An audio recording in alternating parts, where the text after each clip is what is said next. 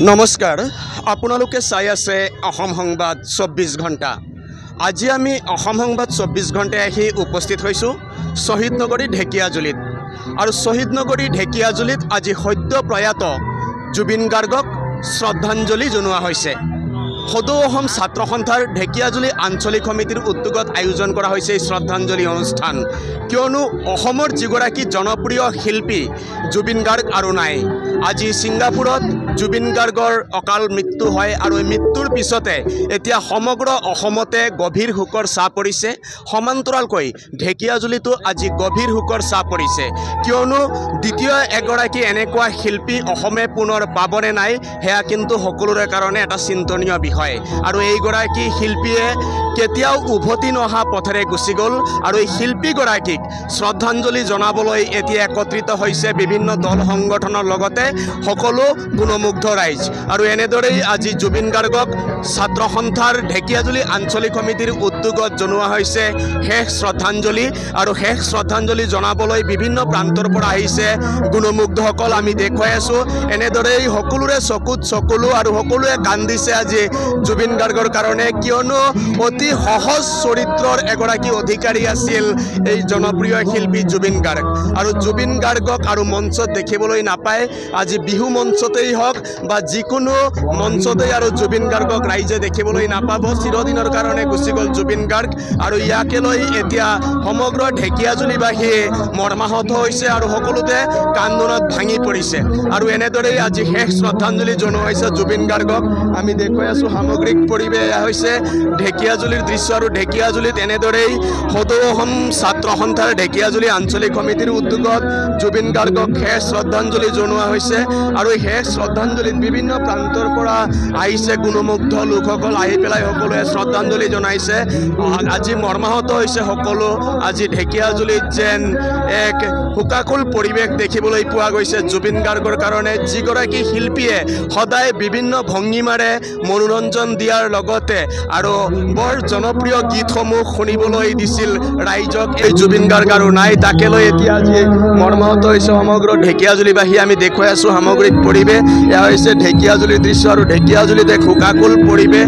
আৰু এনেদৰেই জুবিন গাৰ্গক শেষবাৰৰ কাৰণে শ্ৰদ্ধা জনাবলৈ আহিছে সকলোৱে। আৰু ছিংগাপুৰত গৈ এই আকস্মিক ঘটনা সংঘটিত হৈছে। আৰু আমি দেখুৱাই আছোঁ এয়া হৈছে ঢেকিয়াজুলিৰ পৰিৱেশ। আজি ৰাজ্যৰ অন্যান্য প্ৰান্তৰ সমান্তৰালকৈ ঢেকিয়াজুলিতো এক শোকাকুল পৰিৱেশ বিৰাজ কৰিছে।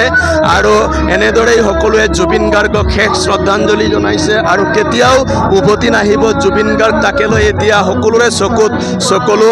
হিয়াৰ আমুঠো জুবিন গাৰ্গ আৰু কেতিয়াও ঘূৰি নহা বাটেৰে গুচি গ'ল। কি ক'ব? আচলতে আজি অসম আৰু অসমীয়া জাতিটোৰ কাৰণে অত্যন্ত দুৰ্ভাগ্যজনক দিন। আমি এনেকুৱা এটা দিন কেতিয়াও কল্পনা কৰা নাছিলোঁ। আমি অসমৰ এগৰাকী শিল্পী, এটা ৰত্ন আমি পাইছিলোঁ আৰু সেই ৰত্নটো আজি আমাৰ মাজৰ পৰা হেৰাই গ'ল। এই কথাষাৰ অত্যন্ত দুৰ্ভাগ্যজনক কথা। আৰু আমি শিল্পীগৰাকীৰ মহাপ্ৰয়াণত যি মহাপ্ৰস্থান হৈছে, এই মহাপ্ৰস্থানত আমি এপাহি পুষ্পাঞ্জলি অৰ্পণ কৰিবৰ কাৰণে, ফুলেৰে তেখেতক শ্ৰদ্ধাঞ্জলি জনাবৰ কাৰণে ঢেকিয়াজুলি একেলগে ৰাইজ সমাবেত হৈছোঁ। আৰু ৰাজহুৱা স্থানত আমি ঢেকিয়াজুলি আঞ্চলিক ছাত্ৰ সন্থাই ঢেকিয়াজুলিবাসীৰ ৰাইজৰ সহযোগত এই শ্ৰদ্ধাঞ্জলি অনুষ্ঠানৰ আয়োজন কৰিছোঁ। ইতিমধ্যে সদৌ অসম ছাত্ৰ সন্থায়ো সদৌ অসম ছাত্ৰ সন্থাৰ পতাকা অৰ্ধনিৰ্মিত 7 দিনলৈ অৰ্ধনিৰ্মিত কৰি শিল্পীগৰাকীলৈ শেষ শ্ৰদ্ধাঞ্জলি ইতিমধ্যে জ্ঞাপন কৰিছে। আৰু আমি ঢেকিয়াজুলি আঞ্চলিক ছাত্ৰ সন্থায়ো এটা কথাই আমি আজিৰ দিনটোত আমি উপলব্ধি কৰিছোঁ যে আমাৰ যিগৰাকী হিয়াৰ শিল্পী ভূপেন হাজৰিকাৰ পিছত অসমক চিনি পোৱা এগৰাকী শিল্পী আছিল জুবিন গাৰ্গ। জুবিন গাৰ্গ হেৰাই যোৱা কথাটো অসমৰ কাৰণে, সংগীত জগতৰ কাৰণে কিন্তু অপূৰণীয় ক্ষতি। এই ক্ষতি কোনোদিন কেতিয়াও পূৰণ কৰিব নোৱাৰি। আৰু জুবিন গাৰ্গে জীয়াই থকা সময়খিনি যিবোৰ তেওঁলোকে সৃষ্টি কৰিলে, সৃষ্টিশীলতাৰে অসমক যিখিনি উপহাৰ দিলে, এই উপহাৰ কেতিয়াও মচি পেলাব নোৱাৰি। জুবিন গাৰ্গক যুগে যুগে জীয়াই ৰাখিবৰ কাৰণে আমি ছাত্ৰ সন্থাই পদক্ষেপ গ্ৰহণ কৰিম আহি থকা দিনত। আৰু জুবিন গাৰ্গ নিশ্চিতভাৱে অমৰ হ'ব আৰু অসমীয়া ৰাইজৰ হৃদয়ত সদায় জীয়াই থাকিব। ইতিমধ্যে শুনিলে জুবিন গাৰ্গ আৰু নাই, যিহেতু জুবিন গাৰ্গ আজি চিৰবিদায় ল'লে। আৰু এনেদৰেই আজি ছাত্ৰ সন্থাৰ উদ্যোগত জুবিন গাৰ্গক শেষ শ্ৰদ্ধাঞ্জলি দিয়াৰ কাৰণে ব্যৱস্থা গ্ৰহণ কৰিছে। আৰু জুবিন গাৰ্গৰ যিসকল অনুৰাগী বিভিন্ন প্ৰান্তৰ পৰা আহি একত্ৰিত হৈছে, সঁচাই এক আৱেগিক মুহূৰ্ত আজি ঢেকিয়াজুলিত। আৰু আমি দেখুৱাই আছোঁ ঢেকিয়াজুলিৰ পৰিৱেশ। আজি ঢেকিয়াজুলিও যেন অন্তিমবাৰৰ বাবে কান্দি উঠিছে জুবিন গাৰ্গৰ কাৰণে। আৰু যিগৰাকী শিল্পীয়ে এটা সহজলভ্য চৰিত্ৰৰে সদায় পদাৰ্পণ কৰিছিলে ৰাইজৰ আগত সদায় নিজকে প্ৰতিষ্ঠিত কৰিছিলে আৰু এই শিল্পীগৰাকী কিন্তু আজি আৰু নাই শেষ বিদায় মাগিলে জুবিন গাৰ্গে আৰু জুবিন গাৰ্গক শেষ বিদায় জনাবলৈ এনেদৰেই আজি ছাত্ৰ সন্থাৰ উদ্যোগত গোট খাইছে হেজাৰ হেজাৰ লোক আমি দেখুৱাই আছোঁ ঢেকীয়াজুলিৰ পৰিৱেশ বিভিন্ন প্ৰান্তৰ পৰা হেজাৰ হেজাৰ লোক আহি সমবেত হৈছে আৰু জুবিন গাৰ্গক শেষ শ্ৰদ্ধাঞ্জলি জনোৱাৰ কাৰণে সকলোৱে একত্ৰিত হৈছে আৰু এই জুবিন গাৰ্গৰ যি মৃত্যু এই মৃত্যুক কোনেও সহজভাৱে ল'ব পৰা নাই কিয়নো যিহেতু কিছু মুহূৰ্তৰ আগতে জুবিন গাৰ্গ অসুস্থ হোৱাৰ খবৰ আহিছিলে আৰু অসুস্থৰ কিছু সময় পিছতেই জুবিন গাৰ্গে চিৰবিদায় ল'লে এই বিষয়টো সঁচাই বৰ দুখজনক বেদনাদায়ক আৰু ইয়াত আৰু স্থানীয় লোক আছে তেখেতলোকৰ পৰা আমি এচেগতে কিছু কথা জনাৰ চেষ্টা কৰিম কি ক'ব দেখা গৈছে এটা যুগৰ যেন অন্ত পৰি গ'ল আজি হয় ঠিকে কৈছে আমি অসমীয়া আৰু অসম আৰু অসমীয়া জাতিৰ এজন সাহসী পুৰুষ হেৰুৱালোঁ